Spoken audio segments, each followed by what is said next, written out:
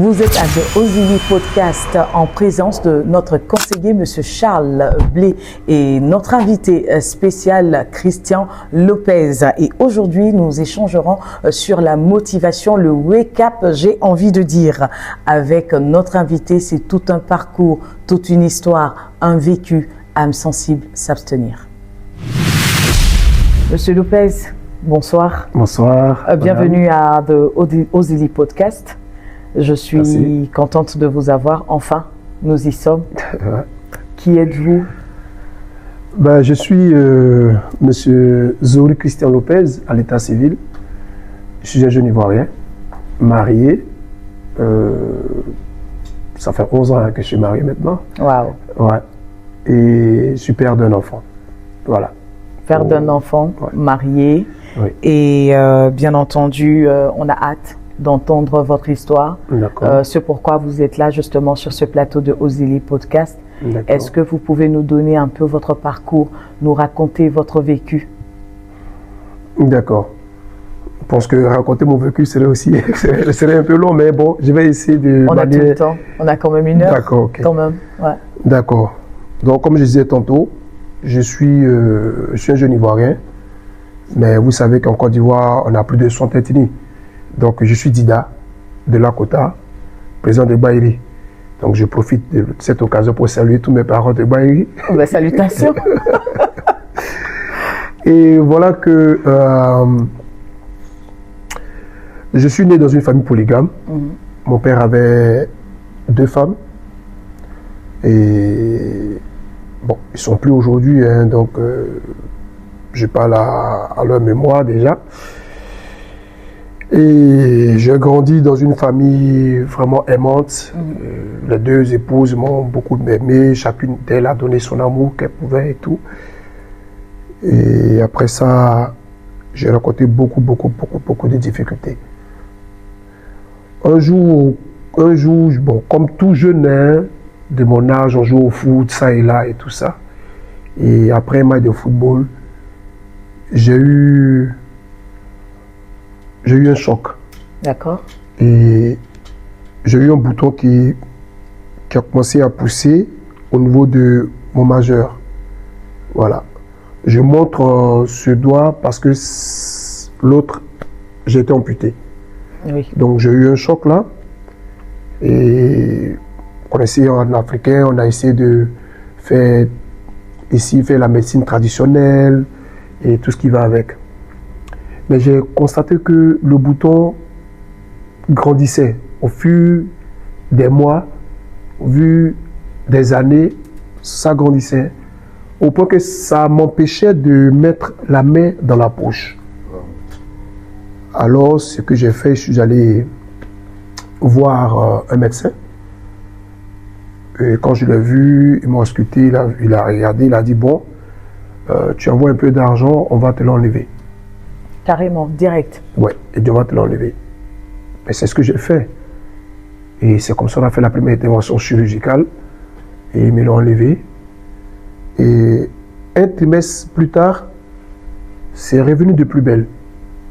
C'est-à-dire le doigt, le bouton, il est revenu, à l'étape, comme à l'étape initiale en fait. Oui, mais là, un peu plus... C'était devenu un peu plus grave en fait. Donc, je dis à mon épouse, écoute, ça commence encore à repousser. Elle m'a dit non, certainement que c'est quand ils ont certainement mal fait les choses et tout ça, que c'est fini. Mais ça m'obstinait en fait. Donc, je n'arrivais pas à comprendre. Et j'ai fini par avoir raison parce que ça poussait. Et après, mon épouse et moi, on se posait pas mal de questions. On ne savait vraiment pas qu'est-ce qu'il y avait. C'est ça. Et je suis retourné voir encore le même médecin. Je lui ai dit, écoute, des années plus tard, hein, j'ai dit, écoute, tu as fait une intervention, mais voilà. Il dit, non, tu me remets de l'argent, on l'enlève. Et toute cette action se passait où exactement? Ça s'est passé en Côte d'Ivoire. Très bien. Ça s'est passé en Côte d'Ivoire. Je ne vais pas citer l'hôpital. Du tout, voilà. Pour éviter les pubs. Voilà, donc c'est passé en Côte d'Ivoire. Et il a refait encore l'intervention. Et après cette intervention, j'ai senti encore que le même bouton revenait encore de plus belle. Et pour la troisième fois? Pour la troisième fois. Pour la troisième fois. Alors je me posais pas mal de questions. J'ai demandé à ma mère, paix à son âme. Je lui ai dit, écoute, ça ne va pas. Mes frères, mes sœurs, ça ne va pas parce que je sais pas ce qui se passe. J'ai fait 2 interventions, mais rien. Donc c'est comme ça, avec ma femme, les parents et tout, je viens au Maroc. Et une fois au Maroc, c'est la vie du Maroc, hein, tellement difficile, seul, il fallait que j'arrive à me débrouiller, mais j'avais encore mon bras. Donc j'étais en train de tout mettre en œuvre et tout ça, et j'ai commencé les soins. Et quand j'ai commencé les soins, ils m'ont fait une série d'examens pendant 1 année, et c'est après ça que ils m'ont diagnostiqué. D'abord ils m'ont dit que c'était une tumeur, mais c'est une tumeur maligne. Et nous précisons que c'est le bras droit. Le bras droit, le bras avec lequel je faisais tout. Qui est beaucoup plus sollicité. Je suis droitier, pour vous dire, je suis droitier. Donc, quand ils ont diagnostiqué la tumeur, le docteur il m'a fait savoir que c'était un cancer qui se cachait derrière. Parce que les tumeurs malignes, elles sont généralement cancéreuses. Donc là, il fallait qu'on parte au plus pressé. Waouh! Et ça vous a pris combien de temps comme ça pour réaliser ça? Parce que quand même 3 fois de suite pour que ce bouton en question revienne et reprenne surface. C'était dans une période de combien de temps? 1 mois, 2 mois, 1 an? Non, ça revenait chaque trimestre au fait. Chaque Après trimestre. 3 mois, c'est-à-dire quand on fait l'intervention, j'ai 1 mois de soins. 2e mois, ça commence à bien guérir. Le 3e mois, je constate que ça commence à repousser. Wow. Et ils ne l'avaient pas détecté au plus tôt? Non, ils ont juste enlevé, comme ça, en Côte d'Ivoire, ils ont juste enlevé, ils m'ont dit, bon voilà quoi. On l'enlève, il repousse. Au bout de 3 mois, on l'enlève, il repousse. Ouais.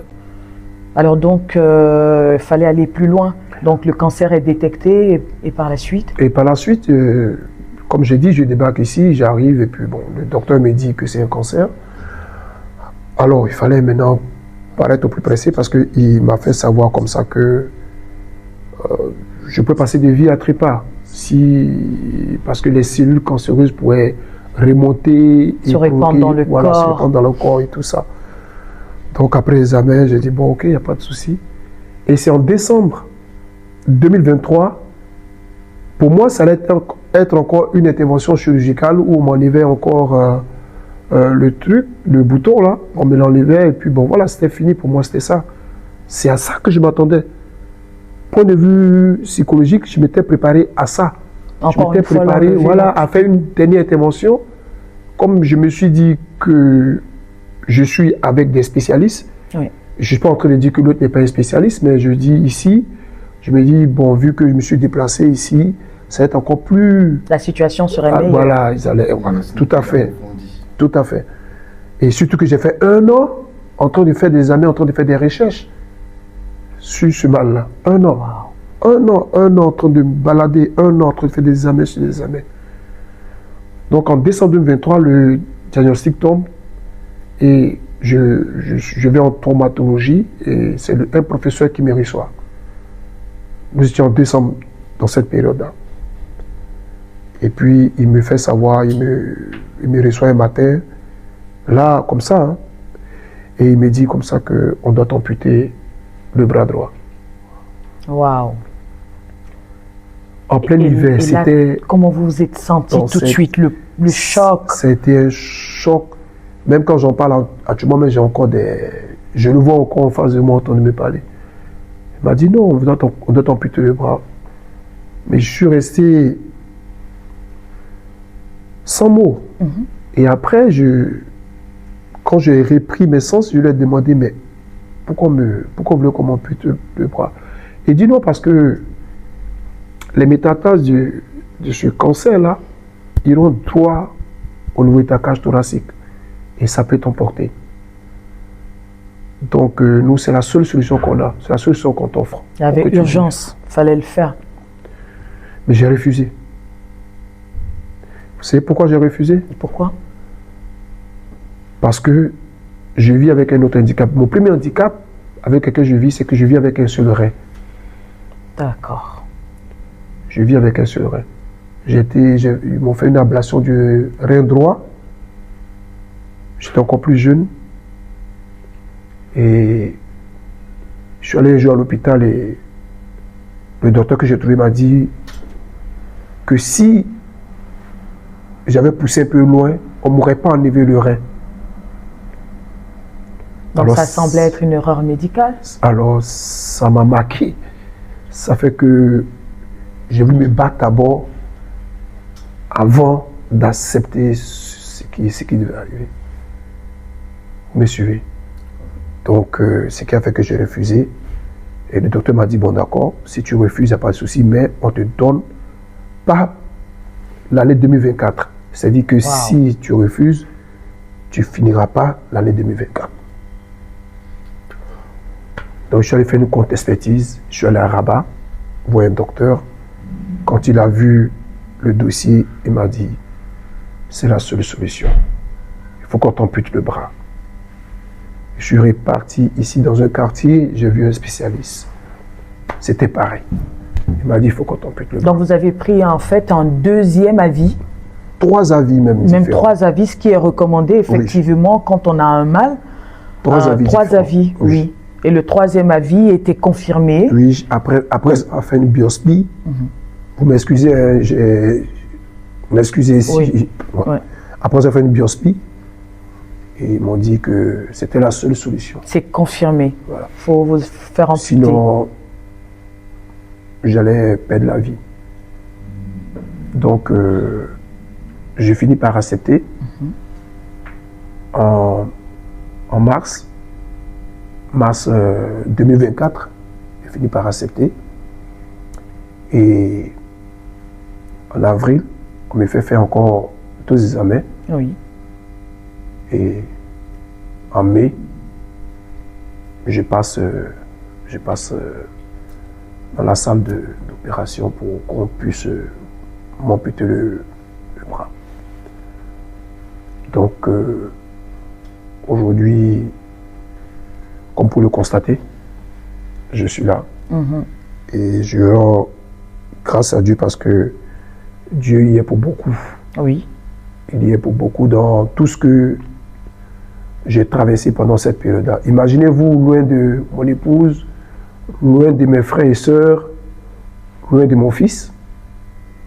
Et supporter tout ça, c'était vraiment, il fallait que j'ai du coffre pour accepter tout ça.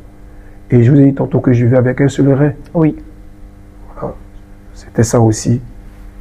J'allais justement en revenir. Ça fait deux difficultés. Voilà, un rein et un bras amputé. Comment vous surmontez ça au quotidien? Qu'est-ce qui vous motive? Qu'est-ce qui vous donne le courage jusqu'aujourd'hui de dire je peux continuer, je peux vivre? Vous avez parlé de votre fils, votre épouse. Grâce à bien sûr ces personnes-là, vous arrivez à garder l'espoir, je confirme. Tout à fait. C'est bien sûr ça. Parce que j'avais en tête que je ne devais pas décevoir, surtout mon fils. Je n'acceptais pas, en fait. Et je me disais à chaque moment, bon écoute, je suis parti, et parti sans lutter, ça serait pas bien. Ça serait vraiment pas bien. Et j'ai dit tout à l'heure que c'est Dieu, monsieur. C'est Dieu seul. Parce que moi, j'ai une foi énorme en Dieu, en fait. Ah oui? Ouais, avec tout ce que j'ai traversé. J'ai une foi énorme en Dieu. Fait que je ne doute pas, en fait. Je ne doute pas. Je ne doute point. En fait, c'est parce clair. que je sais que Dieu, il est. Et je me suis posé la question, j'ai dit, mais c'est